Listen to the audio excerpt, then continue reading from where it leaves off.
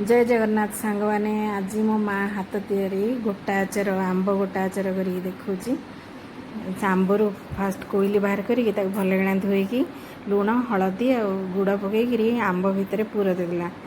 तापर गोटे दिन रहीगला आंबर एमती पानी बाहर तापर से सबुदिन कौन करेंगे ना सकाळे नहीं थाली सुखेदेवे संध्या बेलू आणिकी पुणी से पानी भितर गुड़ पानी भितर पुणी बतुरे देवे से राति सारा एमती बुड़ीकी तापर देखला 2-4 दिन 5 दिन पर आंबर पूरा पानी सुखीज तापर तापाई मसला तैयारी करेंगे। मसला है पान मोहरी मेथी आ कला सोरिष ताकू टिके उषुम कर भाजीदेवे तापर गुंड करदे गुंड करदेकरी से देवे लुण हलदी लंका गुंड आ बहुत किना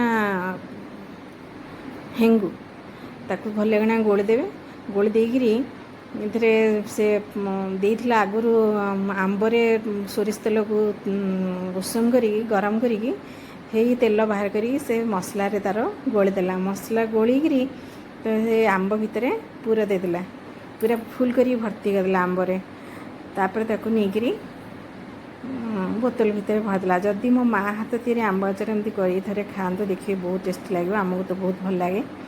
आदि आपण मानक भल लगे निश्चय कमेंट करिए कहबे। जय जगन्नाथ फ्रेंड्स।